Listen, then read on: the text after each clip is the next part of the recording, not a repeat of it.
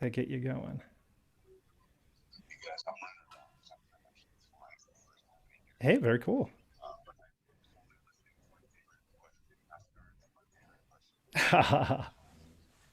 You got it. Hey, thanks so You are much. very kind. Okay, so sound check. How do you have me, Eloise? I have you. Yes, loud and clear, coming through So I and can't delighted hear about you it. on. I can't hear you on the phone app. Okay, no problem. Are you worried about the pickup between having two devices? Because obviously I have my laptop that I'm talking to you on. I also have the Clubhouse that I'm speaking to you through. So S- just as long as you're not getting feedback of yourself through my audio pickup, that's the most important thing. No, I have my speaker audio off, so you are not. So I'm not hearing that feedback. So I can only hear you through Clubhouse. Ah, okay, right. Okay.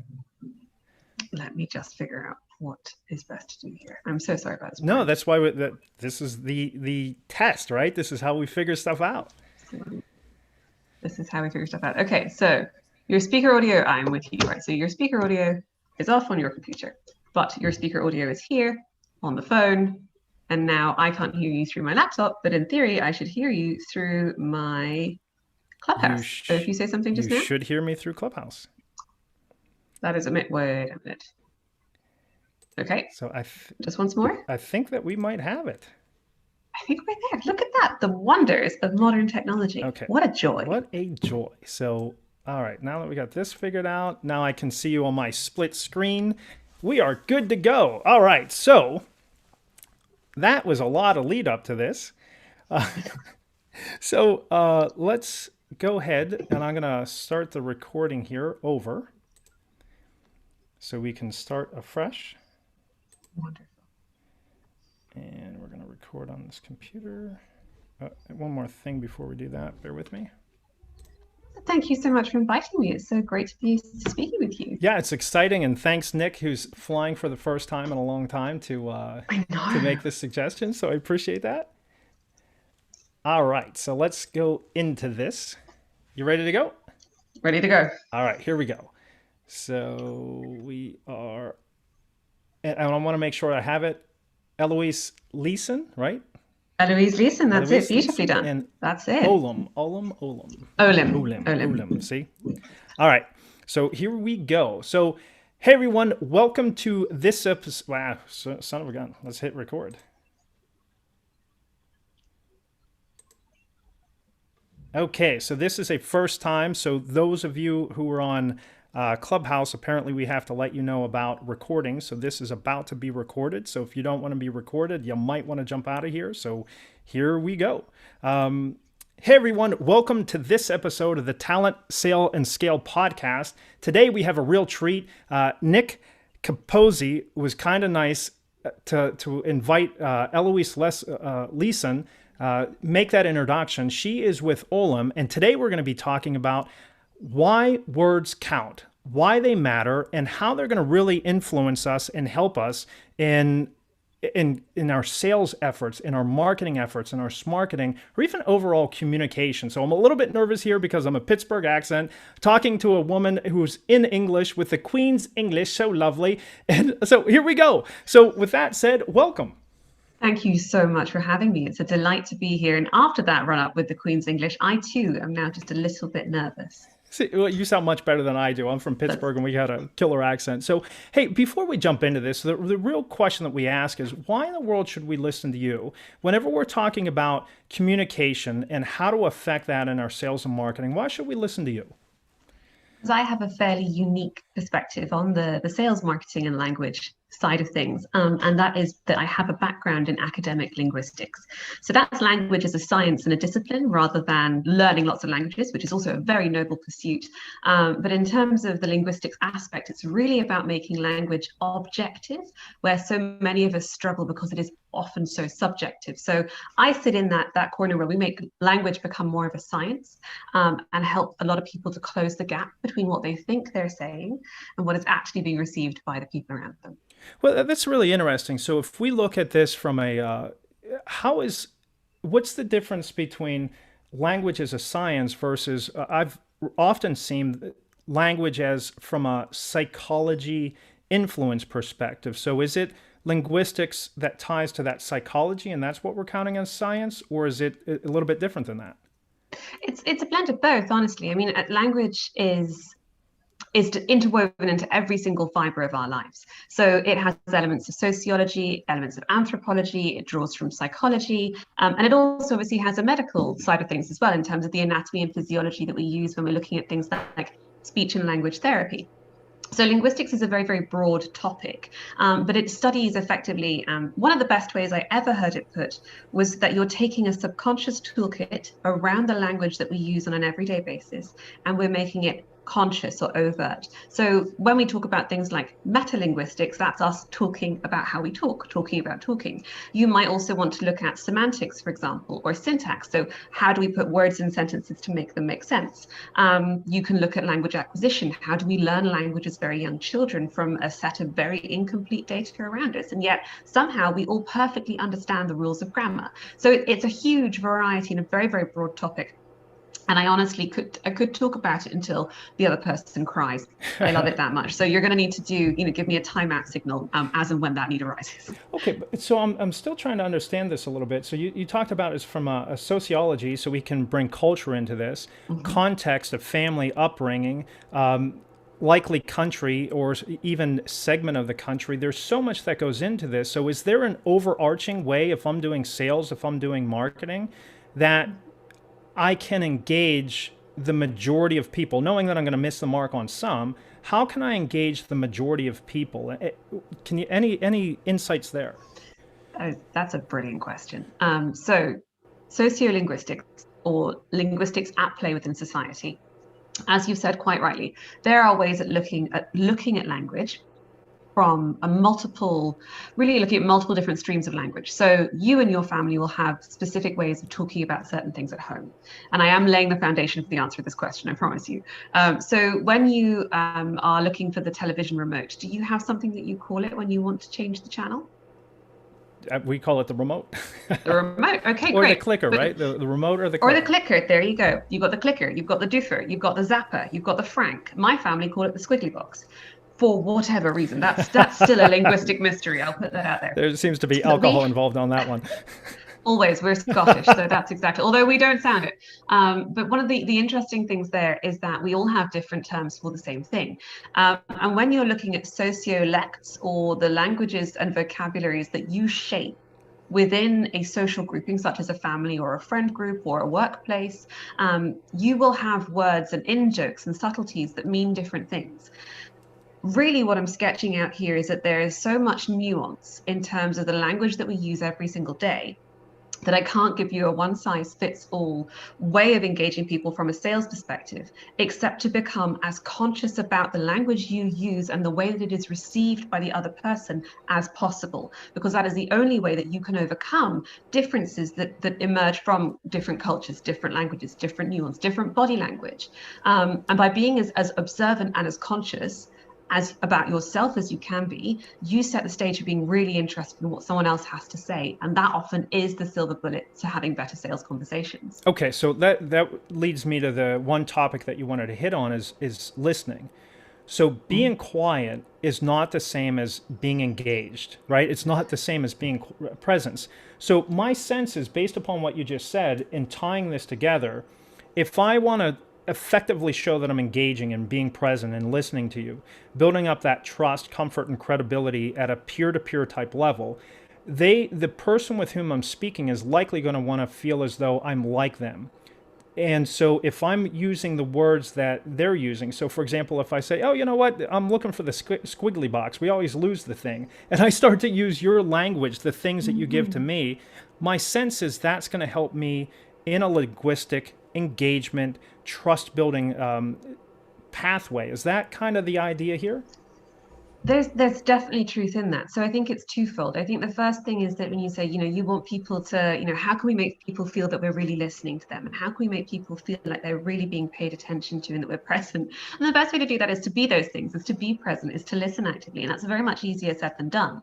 But absolutely, in terms of linguistic mirroring, as in I'm listening hard enough that I understand that when you talk about something, you're using a specific set of words to discuss it. If I start to emulate that just a little bit, we're we're on our way to building a really strong kind of rapport. And again, back to our friend Nick Capuzzi, the rapport that he's so great at building is about picking up on people's dialogue, body language, the way that they're interacting, to build that really strong personal connection. Correct. Okay, so really, and that's the amazing thing that I've always find here, Eloise, is there's really nothing new under the sun. It's a perspective off of this.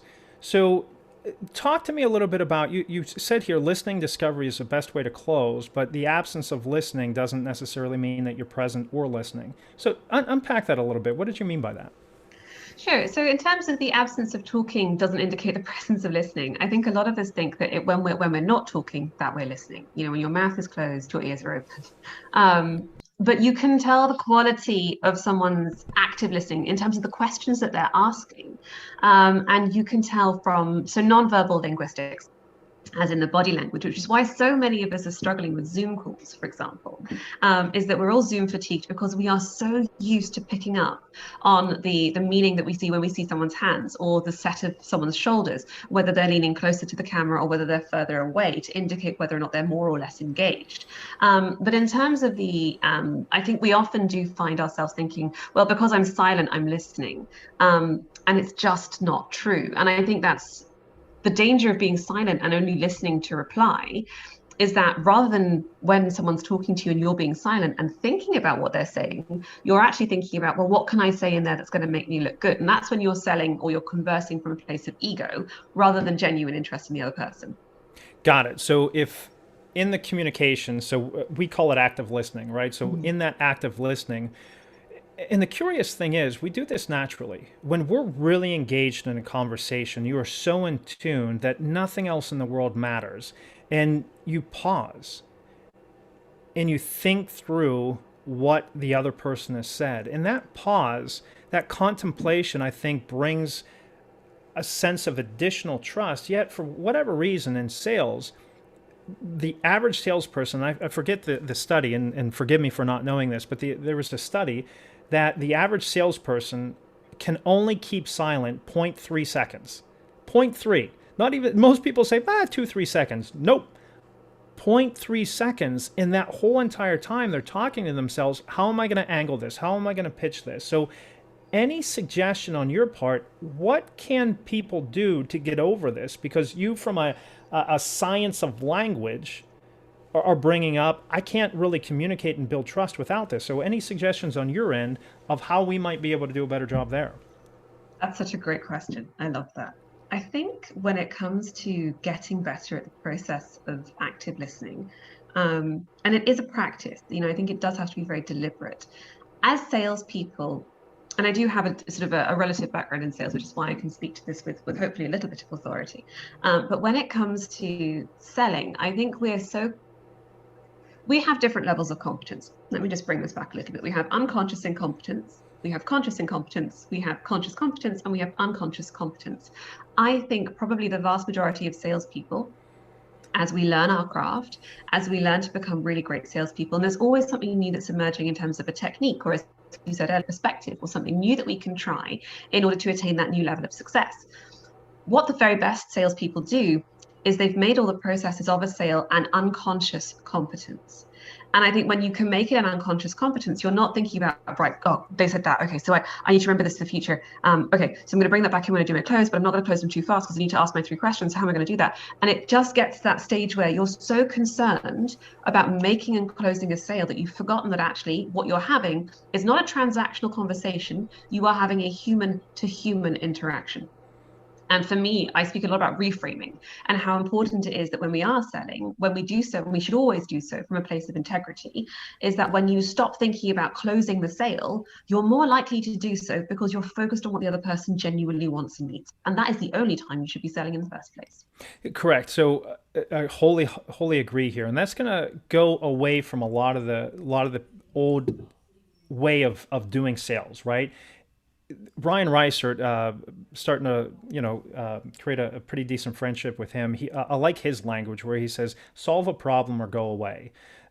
right? And the line I always use is your income is directly proportional to the size of problem you solve. If you're solving would you like fries with that, then you're going to get $15 an hour. Or if it's more than that, if you're solving, the complexity of how do I distribute water to the masses so they don't die of dehydration, or how do I effectively sell and market and get through this noise out there. Those are more, one's way more important than the sales and marketing side, but you get the idea. Those are really important. So in doing that, if I'm listening actively, seeking to serve that person, that's going to allow more authentic dialogue. And I'm not going to be as scripty, and we'll be on the same side of the table, right? So, my sense is if you're out to dinner with a best friend and she lays out to you, hey, Eloise, I'm thinking about leaving my spouse, or some bombshell on you, you're not going to go, well, let me sell you all the ways not to. You're going to really start to ask questions. So, and that goes to that act of listening as well. So, other thoughts on that? And I wanted to pivot to the idea that you had about these three questions that go into closing that I think might tie into this. Yeah, it's a lovely way to jump from one to the other. I think what's very interesting is that when you mentioned about being on the same side of the table, and speaking of relationship problems and that human to human interaction of my best friend's telling me that maybe she's about to leave her spouse, when I approach that problem, if I were in theory to approach that problem, it's me and my best friend against the problem she's facing. It's not me trying to sell a solution to someone who might not need it. And I think that's what we need to remember as salespeople, is that we're on the same team as our prospect. And if you're not on the same team, then you're maybe heading to slightly risky territory. But in terms of the three questions that you can use in terms of triggering a close, I also call them the three yeses. And it's really getting the customer to think very, very carefully about the purchase that they're going to make. And as we've just said, you either solve a problem or you should go away. Right. And I think that, when it comes to these questions, so one of the first questions is, obviously the very best way to close is to do discovery. I've not invented that. That's nothing new. No one gets to put their name against that as a quote. But in terms of doing your discovery, when you're listing really actively and then you're summarizing, you're going to want to say something along the lines of, okay, so you're looking for, in my case, so from my example, so a client comes to me and says, presents me with a problem, and I say, okay, so you're looking for really great refined branding for your website that's going to cause an emotional response in your customer, so that they're going to do more business with you. Is that correct? If they say yes, fantastic. I know I'm on the same page as them as a client. And I can then offer my sort of pitch presentation to them. What I then want to do is walk them through how I'm going to meet those needs. And then I want to say something along the lines of, so if I can deliver what you're looking for, is there anything else that you would be looking for before proceeding? In that sense, you almost want to know, or what more, if anything, would you look for before proceeding? So if they say, well, actually, yes, no, that's everything that I'm looking for, we're ready to move on, that's fantastic. Or if it's no, then you can go, okay, so what else would you be looking for? And that gives you the chance to get deeper into that conversation. And then obviously, if there is something, and then you can say, well, look, they then present how you would address the point that they've raised. So, well, actually, I need you to deliver it for me in 4 weeks' time. Then you recap and you say, well, if I can do you fantastic customer-facing copy on your website to produce an emotional response, and I can do it for you within 4 weeks' time, would you be ready to jump to make the move to make this happen? And they go, yes, fantastic. What you've done is you've asked them to qualify 3 times at the end of that process. And because we love to think in threes, or certainly in the West, we like to think in threes, you're getting them to qualify for themselves and think as deeply as possible about whether your solution is the right one for them. And in triggering the close, you've then set up well, actually, I don't have any more issues with this. I do actually need this product. This is right for me to go and buy. Then you can close the sale. Correct. And we can do that either on a one-call close if it's a fairly transactional piece, or we can do that on the more complex. So if you look at it, just taking these 3 questions, really what I'm understanding you're suggesting is we reframe it, right? So we pair it. We don't necessarily pair it back, but we seek understanding by rephrasing it in our terminology. Do I have that right? And as Chris Voss would say, we're really looking for that's right. So that's they know that we understand. And usually the reason that people don't do business with us isn't necessarily price, or isn't necessarily that that we don't have the best solution, oftentimes it's because they don't believe that we understand their world. So if we can rephrase that and get a "that's right," we're off to the races. Now, another the second yes that you're looking for in that "what else." Good mentor of mine, guy by the name of John Rosso, takes that second one and says vision of the solution. So what you've really done there, Eloise, is, and I love this, is you've asked them, listen, what do you want this thing to look like? Right? What in an ideal world, what's this thing look like? And they're giving you the solution. And then if you can deliver on that solution, amen, hallelujah, we've got it, right? And if we can't, then we talk about it there, because if it's a no, if it's an NO, I want a KNOW as quickly as possible. So we go through that, and then your third yes seems to be if I will you, right? Is that kind of that a good summation of that? I think that's a beautiful way to put it. And I think really, it's you can also just a very, very simple line. Are you happy with all of that? Are you confident that we can meet your need with what we've just discussed? Yes. Amen, hallelujah, as you just said. And it's so important that we do that sales process from a place of integrity. Because if you're not going to solve that problem, you're wasting your time, but you're wasting someone else's time. And I guarantee that the results you will get from gracefully walking away from a sale where you can't deliver value will far outstrip you making a quick buck, making a quick close, but not being trusted further down the line because what you offered wasn't going to deliver. Okay, so we do all of that. We sum up brilliantly. We know whether you're practicing Sandler, Challenger, Medic, Bant, whatever, right? We've properly identified their buying process, and now we're ready to present. And you have a really, I've never heard of this, called the Quest formula. I'm really interested in how we structure our pitches based on that Quest formula. So tell us a little bit more about that. Sure.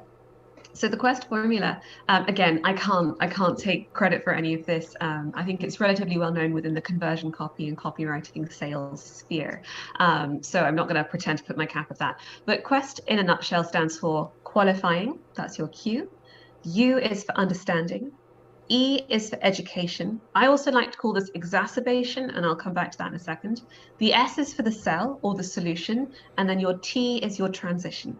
QUEST, qualify, understand, educate or exacerbate, sell, solution, and transition.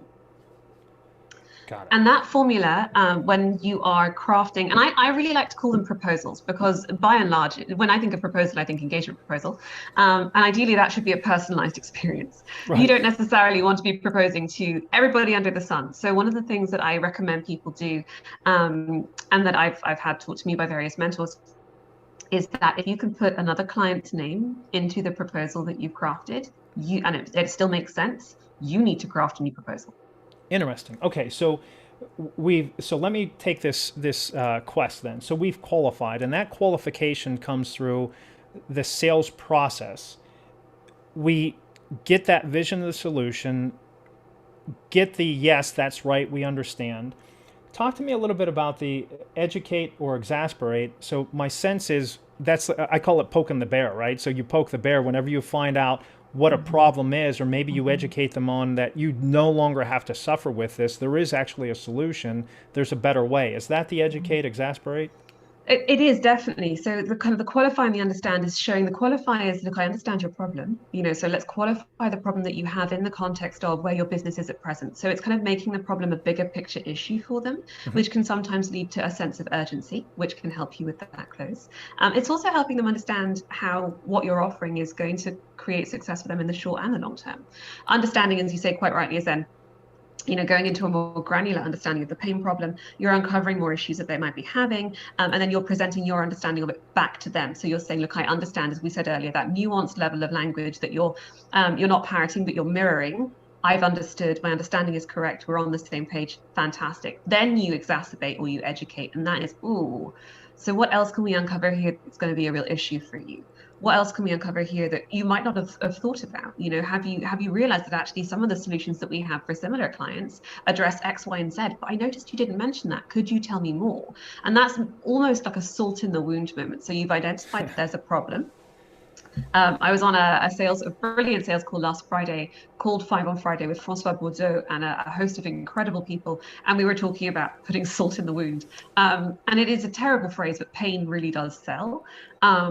But that exacerbation education is kind of educating your client about their problem in greater detail. And in many ways, you are also causing that exacerbation of, oh, if I don't sort that, that could become a real problem for me. Right. And you are helping them solve a problem. And I think that's what you're not just making them hurt so that you get the close.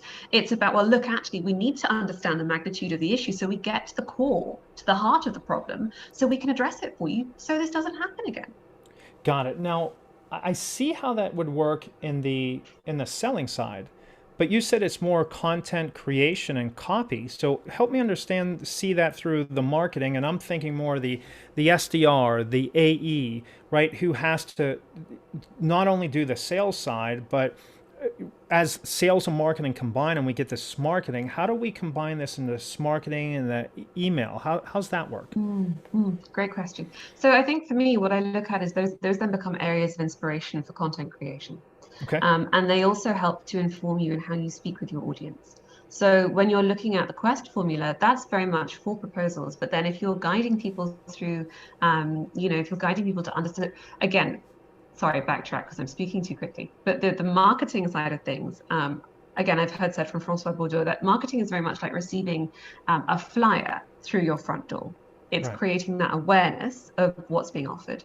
Sales is someone coming to your front door and saying, hey, did you want to talk about that thing that we popped through your door a little while ago? So it's, to me, marketing and sales should absolutely be working hand in hand. They're two sides of the same coin.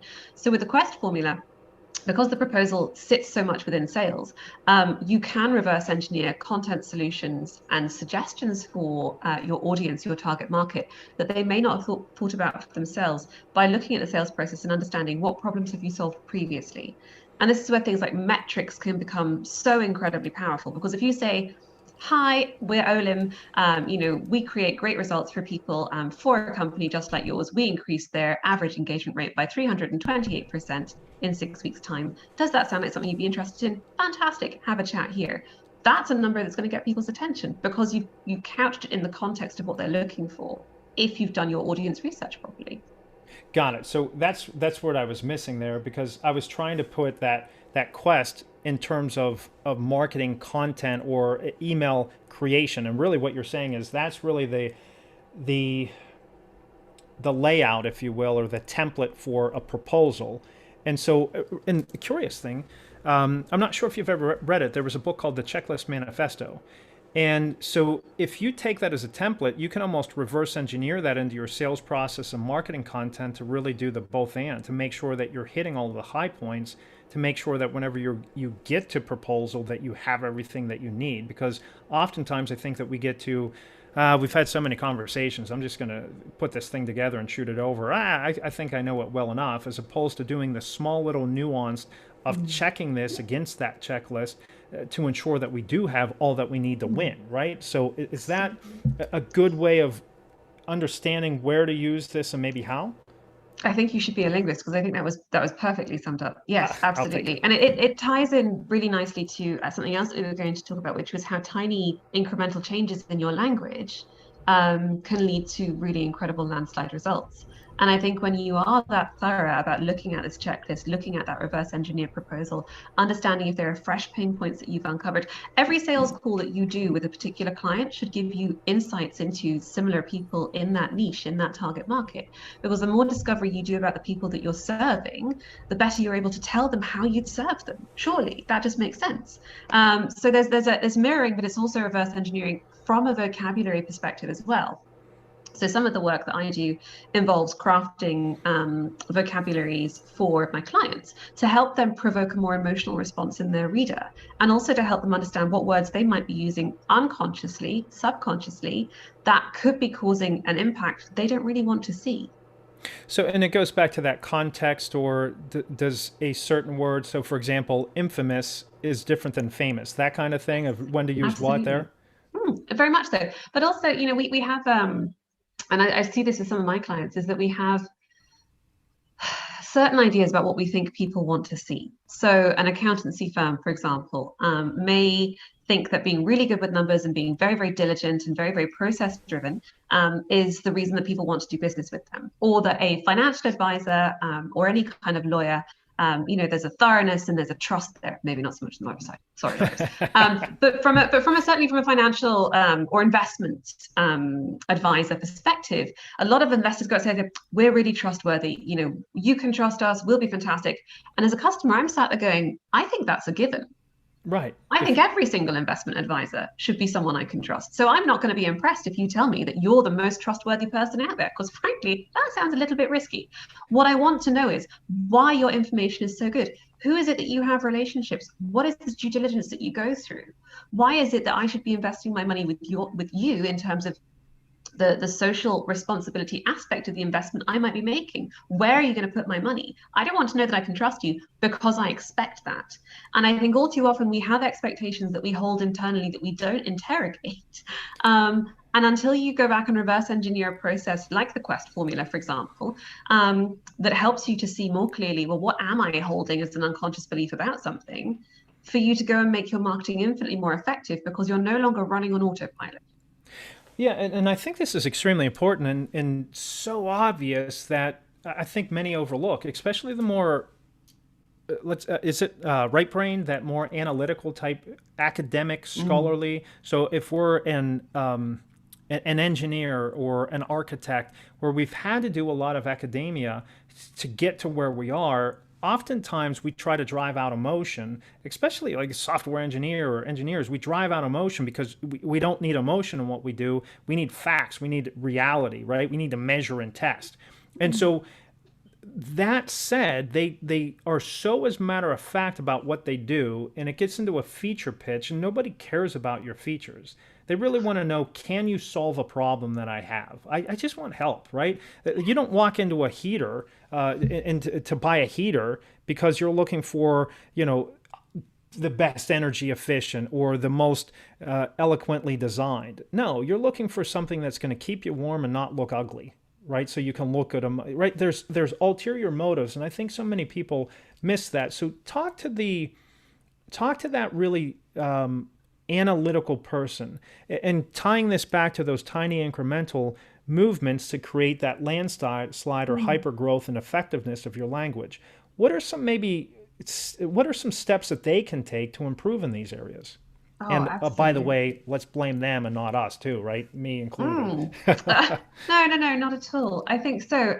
First point there is that I would say that sometimes that sort of analytical mind, that analytical nature can be a real strength when you apply it in the right way. So, I think that people that are analytical are no more or less feeling than the ones who are slightly more subjective. Definitely throw myself in that category. One of the things that's very interesting is the filters that we have mentally that separate our conscious and subconscious mind.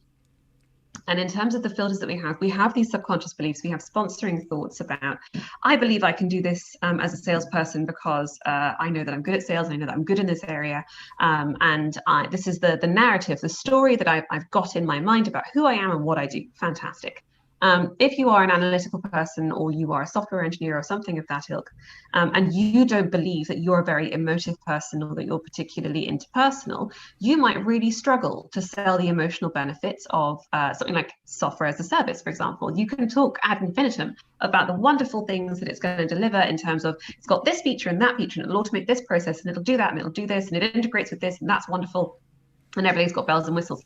But actually, if I'm buying SaaS software from you, I just kind of want to know how it's going to make my life better. Right. So take your analytical brain and do something that is called speed writing. And speed writing is what changes, it opens the trapdoor between your conscious and subconscious minds. And I know that sounds a bit woo-woo, but I promise you it works. So what you want to do is get into what you believe about what it is your customer wants. And you might not even realize that you have a preconceived notion of what it is that your customer is looking for. So if you find there's a disconnect between how you're closing someone and them not wanting to close, it's probably because you haven't made the emotional benefit resonate with what they're looking for. Yeah, so let's hit on that. So a lot of times there's the great content out there. So Steve Blank deals a lot with startups, and he talks about target market fit, right? Or product market fit rather. So we don't oftentimes see good product market fit because people aren't paying attention to this. They have this belief that one, if I build a better mousetrap, they're just going to buy, which is completely erroneous. Two, that if I'm feature rich, they're going to buy from us, which is completely erroneous again, because how many times do we need to hear people buy emotionally, they justify intellectually. And so if we do that product market fit interview and we reach out to people and we get the messaging down. So I just read a great book, Obviously Awesome. Have you heard of that at all? I haven't. So No. Obviously Awesome, and I'll have to look up the name of it or the name of the author. It's April something or other else. So if anyone knows April something or other else, I'll get her exact name here. Definitely would love an introduction and have her on here. But it gets to that. How do we position this with emotional language to get people involved, to poke them, right? To poke the bear, pour wound pour wound or salt into the wound, like you said, and get them to help. Because if I don't believe I have a problem and I'm walking like a zombie through life and I'm thinking this is the best that I have, I'm doing you a disservice. So I'd really encourage all of us out there to get good at this stuff, to get good at marketing, the linguistics of it, and sales, and the linguistics and the execution of it, so we can help these people, because otherwise they're just living out in misery. So it's April Dunford, or Dunford, April Dunford of Obviously Awesome. If anyone knows her, make an introduction, please, and we'll give her on the podcast. But thoughts on that? I just went through a little bit of a monologue there. Sorry about that. No, not at all. I think we're all, so we operate on autopilot, right? Right. So as human beings, we operate because we are, you know, neurologically programmed to make life as easy for ourselves as possible. That's just what we do. You know, we automate mentally so much of what we do day to day. I think that the trap of being good can be a dangerous one, because when you're good at some things, there's a real temptation to rest on your laurels. Or rest on our laurels, I should say, because we're definitely guilty of doing that too. And when it comes to the speed writing exercises or making your language conscious, you start to see all of those blind spots that were hidden from you previously. And I think that is so exciting when you can apply it to all the interactions that you have, whether it's from a marketing perspective, whether it's from a sale. I mean, marketing research is so important. Why? Because you don't market on assumption. Why would you? Well, exactly. But why would you sell on an assumption? You know, the worst marketing campaigns we've seen have been the ones that have been made on assumption. You know, I'm sure someone's got a hall of fame, the inverse of a hall of trash, whatever you want to call it. But you know, when we assume things, I mean, that's a cute phrase, isn't it? Like, assume makes an ass out of you and me. But it's the assumptions that we make about certain things that we don't stop to interrogate that cause us the most problems. And I think that when we look at interrogating our language, and I do say interrogate very deliberately, because we do need to question what it is that we're saying. We need to question what we're saying and how it's being received, because all too often we don't think about whether or not the words I'm saying make the same sense in your head, Bryan, as they do in mine. And that's why we need to sort of ratify and confirm during the sales process if I've understood your problem correctly. But we only seem to keep that in the silo of sales. We don't seem to apply that to other elements of the process or of our business lives. And frankly, I think a lot of our lives would be improved if we applied that thinking to more areas. Which ties back to that active listening part, right? The only way that I can ensure that I'm summing things up well is by paraphrasing back what I understand to get that active listening and trust.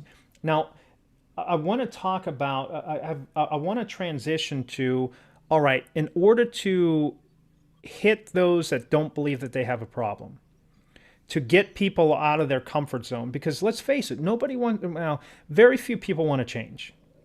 And without change, we don't see improvement. So before we jump into that, I'd like to hear a little bit more about the speed writing exercise. I've not heard about that. So can you give us some tips or tricks or where we should go about that one?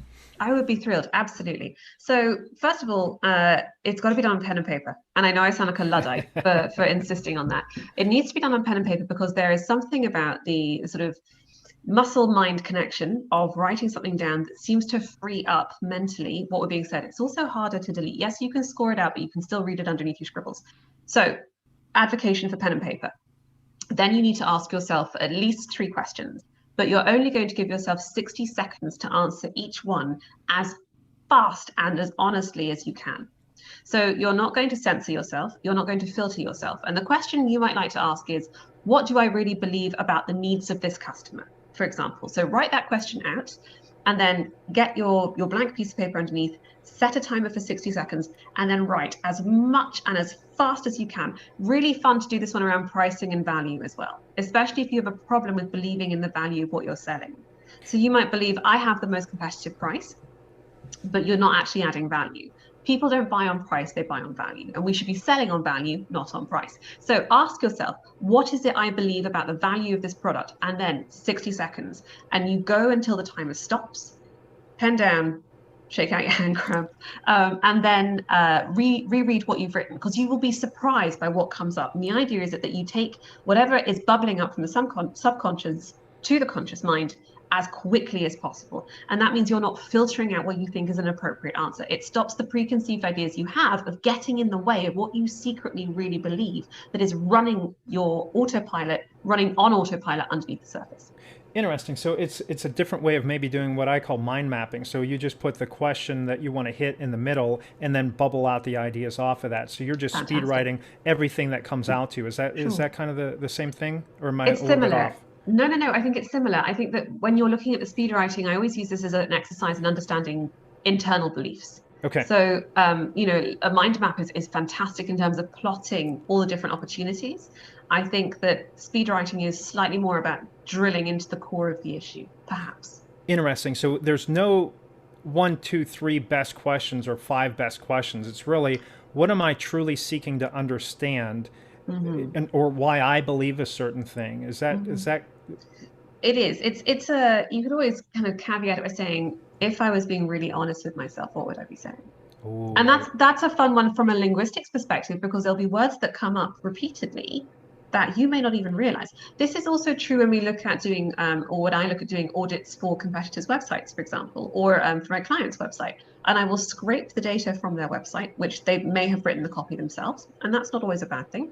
But I'll scrape the data and I'll put it into a corpus.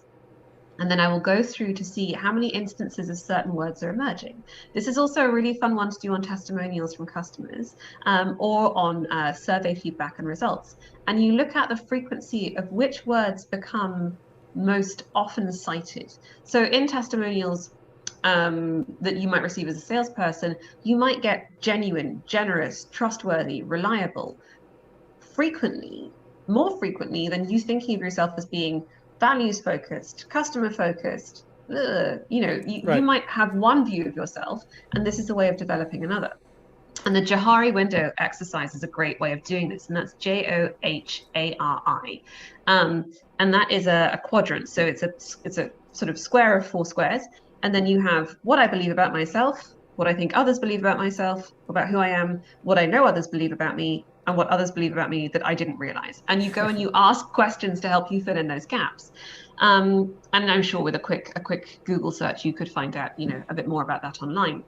But really, it's about when we look at the things we've written about ourselves, without really, again, interrogating the language that we've used, when we look at it from a more objective perspective, we actually see that there are narratives that are occurring underneath the surface that are informing, whether we realize it or not, how we think about ourselves and how we interact with other people.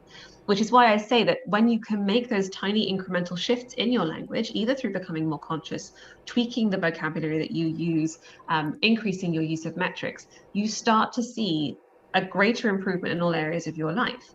And the 1% to become 100 times better actually comes from the I think it's the English rugby team when they won the Rugby World Cup in 2003.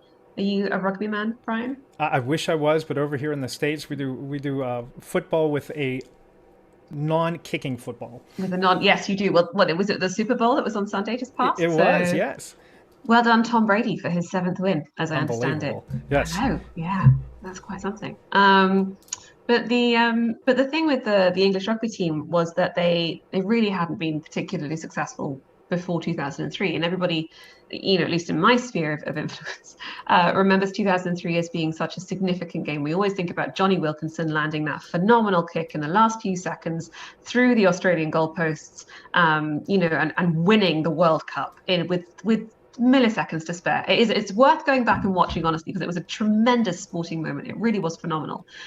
But the reason that he got there to make that kick in the last few seconds of that match was because the team had focused on getting 1% better at 100 different things. And the same is true of your language. So he was able to be there because of the concerted effort of 12 people around him, all of which had looked at, well, what can we correct by 1%, improve by 1% to make that significant landslide difference? The same is true of your language. Can you look at tweaking your email subject lines? Can you look at changing the way you close your sentences? Can you look at asking more questions, writing choppier copy, mirroring more of the language that you hear someone saying, pausing for more than 0.3 seconds when you ask someone a question? What is it that you can tweak just a little bit? Because again, we do like to be within our realm of comfort, don't we? So this is a really great way of breaking out of that comfort zone in a way that doesn't feel too onerous, because you're just tweaking one little thing every time, but the results really do add up. So I was just looking back at my bookshelf. So Atomic Habits by James Clear. We love him. Mm-hmm. And he brings up another English sports analogy, is that the English cyclists, right? Yes, is indeed. that 1% better, and that 1% better is key. Now, a couple of key things come out of this with this Johari exercise. That might be really interesting, not only from a sales and marketing perspective, but also from a self-awareness point of view for management and leadership and interpersonal skills. Is a really good way of leveraging that. And also gets to a belief. You don't lose on price, ever. Price is not necessarily even on value.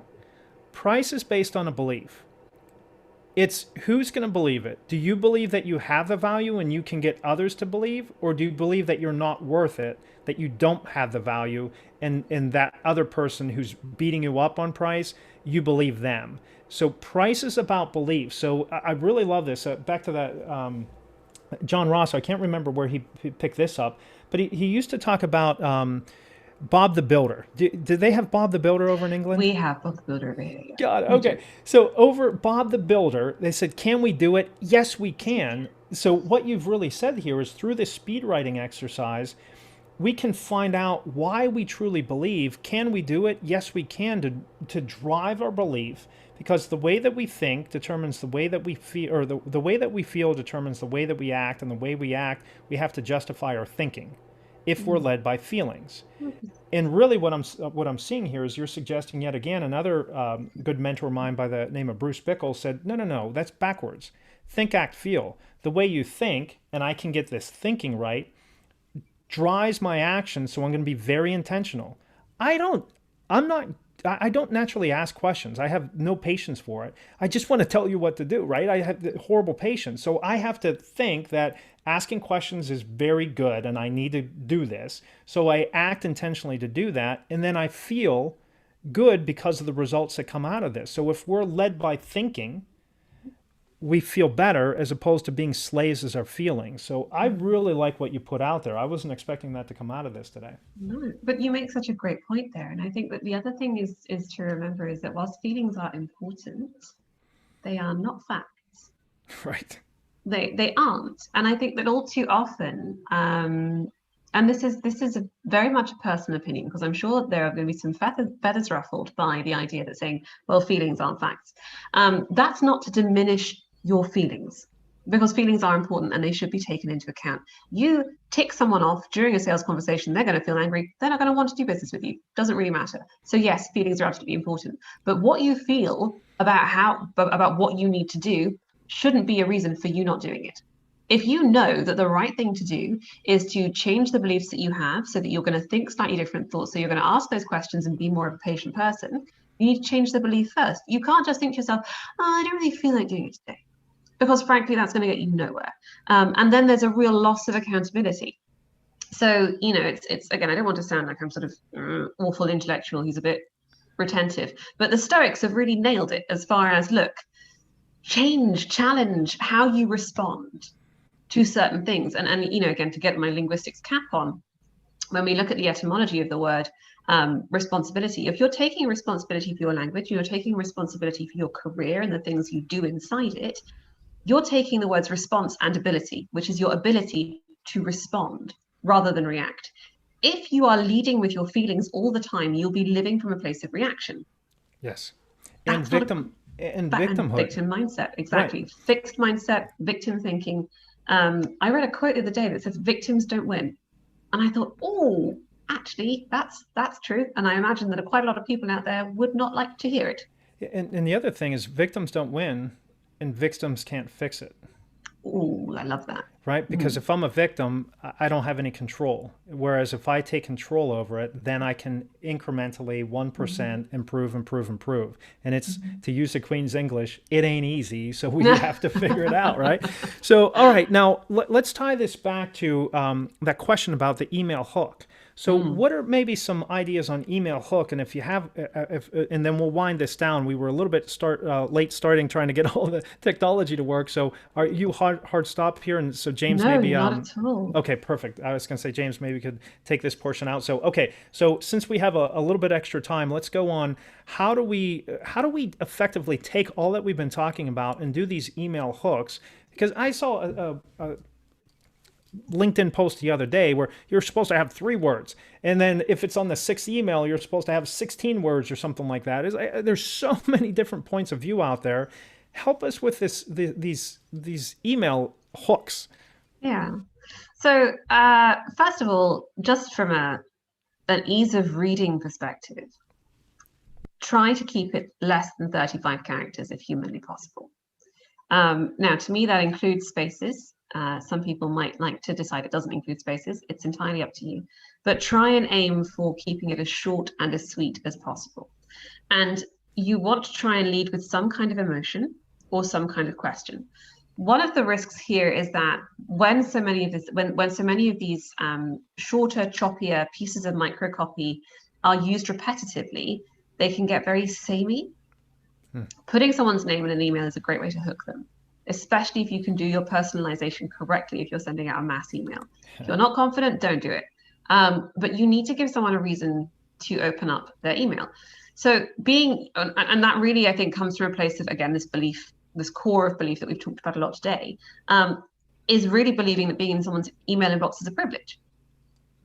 And you're not guaranteed a right to be there. We get so much email that it's so difficult to see the wood for the trees. So I would always recommend, unless you're sending out a newsletter, tailor the email to the person that you're sending it to by tailoring the subject line. So that might be if you're selling, for example, if you're looking to invite someone to a webinar about a particular sales solution that you might have, try and segment it if possible. So you can then write an email subject line that says, hey, name, we've got the solution to X problem here for you. And it's almost becomes formulaic, which can be dangerous. But you want to really couch it in, what do I know about the need of this person? And what need is this email solving? And that comes back to, do you know why you're sending the email in the first place? Right. And that's a really, really core issue that I see with a lot of clients who are like, well, we've got a website. Like, great. Okay. But why? No one ever stops to think, why do I have a website? Why am I sending an email? Why am I doing a webinar? What value am I adding? So I'll play the advocate here on the other side as well, to drive sales clearly.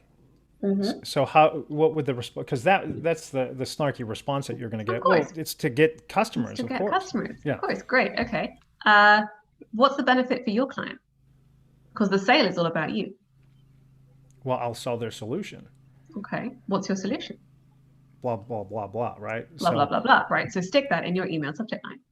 got it. Okay. So Tailor your solution that you're offering with the work that you're doing when you know why you're doing the work, which is to deliver that solution. interesting. So really, what you're suggesting is dig it down. You hear it called the 5 whys. So why is that important, or so what, so what, so what kind of thing. So driving that down to the heart of it. So you're not doing features and benefits, but really driving down to the so what. and putting the "so what" in the subject line. Is that kind of That's a summing that great way up to well? put it. Yes, it is. I think really a lot of people look to emotional provocation in email subject lines, which is a tough one because you have such a small amount of space to work within. So again, another one is, and I'm not a huge fan always, but clickbait Hmm. is a really, really great way to do it. So I have a sales newsletter called Sales Shouldn't Suck. And on the highest opening rate I ever had, which was I think something like 91.36%, Wow. which was ridiculous, was the email subject line, "This is great, but the fox emojis and sorry, the fox giggles and barf emojis are better," or something to that effect. And it makes people smile. It makes people grin. And it makes people want to say, right, okay, well, hang on. Oh, I've got to go and see what this is now. Oh, damn it. And you then have to make the content within the email worth their while. So try not to be too much of a slave to that perfect email hook. Done is better than perfect in most instances. Absolutely. And if something isn't working, go back and look at your metrics, for goodness sake. Go back and understand what's working and what isn't. The reason that I know that I can talk about fox giggles and barf emojis is because I know that the metric works. I know that it was 91.36% open rate, whereas I've done others that have been slightly more emotive that haven't landed as well. So you're going to have to tailor that subject line formula to your audience. Keep it Now, short, keep it sweet, do the so what, provide some kind of emotional response. now, how much do we need to tie in the subject line to the body of the email? Is that important, or is because Yes. Yeah, I think it is. And I think that because when speaking from a personal perspective, I get really peeved if I've opened up an email and the subject line has told me one thing and now I'm reading something completely different. What you can do is you can link it back at the bottom in a humorous kind of way a couple of times. I wouldn't recommend doing this all the time. So if your email, for example, is all about how you think get rich quick schemes are rubbish, but you want to divert someone, you can open up this email, we'll give you the solution to $100,000 in a few simple steps. okay, Someone's going to open that email and think, oh, I'm going to get $100,000 in a few simple steps. That's amazing. And then you can go to, kidding, but let's talk about the issue with get rich quick schemes. That's and funny because you've addressed directly the subject line and the diversion within the body copy of the email. interesting. So we say there is no silver bullet, right? The right approach, just like this linguistic stuff, there's no silver bullet. It takes work and effort and study, but a little bit over time gets you there. So what you're suggesting there is an email bullet of here's your silver bullet. Hey name, sorry, there's never a silver bullet. If you're looking, you've probably been sold that, right? So that would be the tie in there. Absolutely. And it's I contributed to a brilliant book called She Made It by a British journalist and entrepreneur called Angelica Marlin.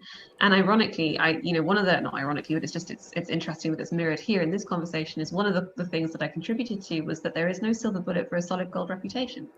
Right. There isn't. We all dream of the idea of silver bullets because we want everything to be easy and simple for us. But it doesn't exist. You can talk about it and then subvert it by saying, actually, here are the things that are going to get you great results in the long run that you maybe want to consider making a habit in the short term. But no, there's not a magical formula. It's like Lionel Messi says, it took me 17 years and 144 days to become an overnight success. Exactly. That's it. So I'm a little bit behind the power curve. They say 10 years to become a success, and so I'm still grinding it out. So we'll see. You and me both. Don't worry about it, Brian. Yeah, right. So all right. I can't thank you enough for this. Has been really really good. A lot deeper than I was anticipating, which hopefully enjoyable, and more important than that, a lot of 1-2 how to do tactical. Here's the idea, go and do. So please, please, please, knowledge for knowledge sake is pointless. Go out and apply this stuff. Let's really wind this down. So maybe one challenge that you've seen your clients or others make that we should work to avoid, from whether it's on marketing or linguistic side or messaging. One thing that you've seen over and over and over again that we should avoid. Thinking that you know what your customer wants without doing your due diligence and checking. I see this so frequently with my own clients, with businesses that are out there. Being assumptive is one of the most dangerous things you can do in sales and marketing. Yeah. And it's dangerous because at worst, you're gonna really tick someone off. And at best, probably going to, well, sorry, at worst, you're going to take someone off or lose a sale. And at best, people are going to dismiss you. And in a world that is so loud and so competitive and so noisy, you don't get that second chance. So for heaven's sake, don't assume that you know what your customer wants. And don't assume that you can find out without asking them. Do the work. Do the Do prep. the work. Yeah. The work is to keep doing the work. Yeah. All right, and then that's rather quite good. And then one specific hack for us, and I think you gave us several, so you can just say one of those. But in around talent, hiring for this, sales and marketing, or scaling the business. Okay, so a hack in scaling the business or hiring talent. Or sales or marketing, and you Or could sales live. or marketing. Or any of the above. I think really, to me, this is actually probably worth an entirely separate conversation. Look at me subtly inviting myself back on your podcast. No, but really, I think it's about looking at strategy and understanding strategically what the gaps are in your business, in your sales and marketing outputs, or in your approach to things. And then how do you plug that gap? How do you close that gap? And that might be hiring someone who looks very, very different to you for a specific role that you know they're going to be brilliant at, even if they do rub you up the wrong way slightly. When it comes to your sales pitch, what am I missing? Go back, look at it. Don't assume that you know what you're after. Same with marketing. Go and check. Have we met the gaps? Have we delivered the value for you that we said we would do? And it's really being strategic around, well, where do I want to go? And let's reverse engineer what needs to happen to get to that point. And don't be afraid of course correcting. That's another really important thing. There's that wonderful cartoon I think we've all seen where we expect success to be a linear arrow. And in actual fact, it looks like this. Right. But as long as you have an anchor that is dragging you forward and you've thrown that anchor forward and you said, that's where I'm going to go, you are at least making some kind of progress, even if it isn't always in a linear fashion. So it's hysterical. I can just hear people pulling out their hair and screaming, "Ah! I don't want strategy. I want the silver bullet." But Yeah, again, no, it goes back to that sorry. planning and deep work, that deep thinking. We have to figure out where we want to go, what's the strategy that we're going to employ to get there, reverse engineer the plan, and then track your metrics and how many times have you brought that up today to see how you're doing against that plan. And then from that, if we're not seeing the progress, what tweaks do we need to make along the way? So it's once again nothing new under the sun, but people are like, oh, I hate strategy. But hey, guess what? Suck it up, do it. So My hack for that today, sorry, very briefly, is start today. Because yes. you will be the same age when 10 years down the line, for that 10-year success we're both going for, Bryan, you'll be 10 years older by that time. But if you start today and you do something little and incremental every day, you'll be so much further ahead by the time you reach that 10-year mark. And the time's going to pass anyway. So you might as well just get started and stop whining about it. Yeah, precisely the old Yeah. cliche. When's the best time to plant a tree for shade? 20 years ago. When's the next best time? Now. There So, you go. resource that you might recommend of how do we become as brilliant as you? Not that we ever will Oh, be around no. linguistics and how to do these things. Any books or podcasts or guides that you might suggest? Oh, fantastic. Okay, well, obviously this one, in terms of podcast, and in terms of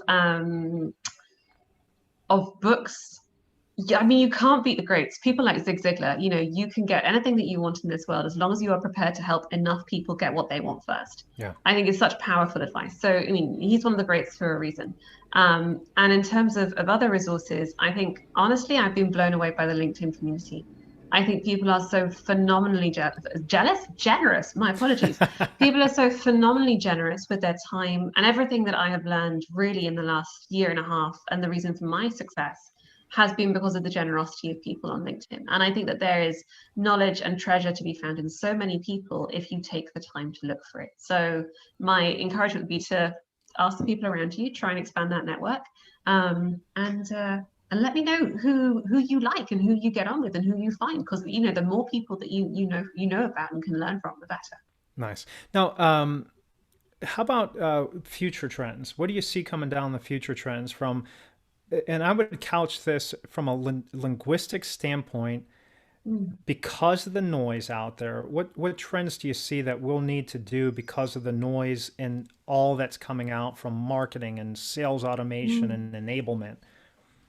That's a great question. That's a really great question. Well, I think what's interesting is a trend we're seeing unfold at the moment, which is the rise of automated copy Hmm. and automated text. And that's not to say it doesn't work.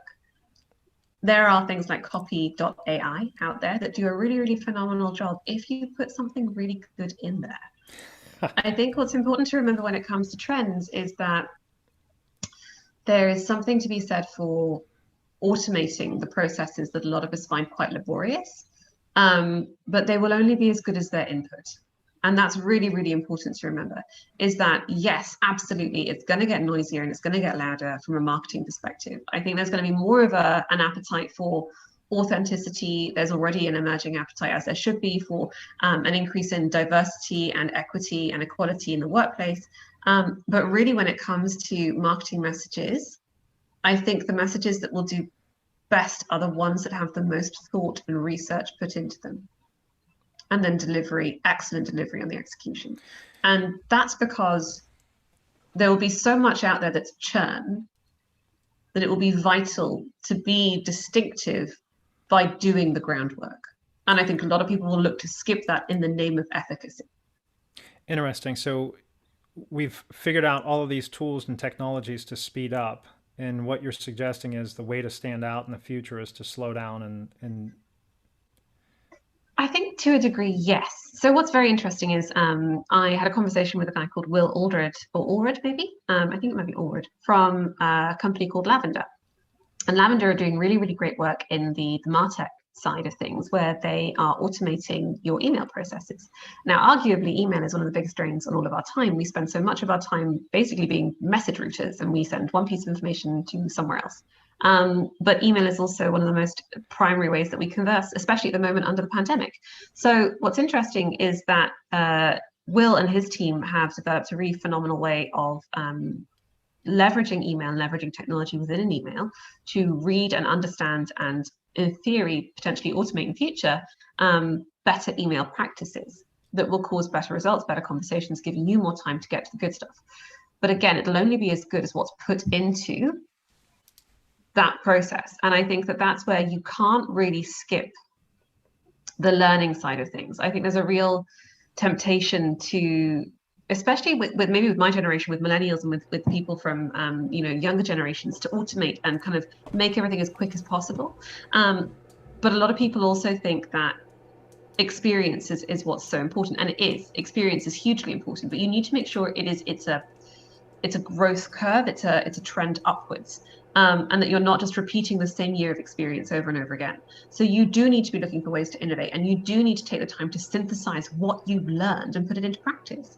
So yes, absolutely, it's about slowing down in terms of we don't need to get there as fast as we can. We need to get there as well and as quickly as we can. And I think that balance is going to be a tricky one to strike. But the ones that do will be the ones that come out ahead. so move as fast as practicable. Yes, I think so. I think so. Nice. Maybe Well, I that's it. can't thank you enough, Eloise. This was awesome today. So much stuff. So, last question is this: who should reach out to you? How should they do it? And why should they reach out to you? Oh, still with the great questions. So if you are a company that is looking for support on refinement or redevelopment, or even just an audit of your current brand, if you are concerned that you're not speaking to your customers in a way that's landing with them, and if you are looking for expert copywriting services that are rooted in linguistics, I would be delighted to hear from you. My website is www.olimcomms.com. That's OLIMCOMMS.com. You can find my email through there. I would be thrilled to hear from you. And the reason that you should get in touch is because what I do drives results. And as I mentioned very briefly earlier, it can be anything from a 343.9% increase in terms of communications campaign reach. It can be an increasement by 121%, or increase. That wasn't a great thing to say. An increase by 121% in terms of, CTA responses. Yeah, it varies. But what we do works, and what we do gets results. So if you're looking for results in those specific areas, I would be delighted to hear from you.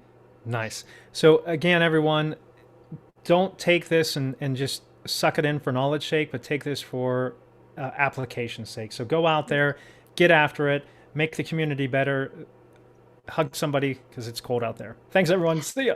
Get Thanks. after it.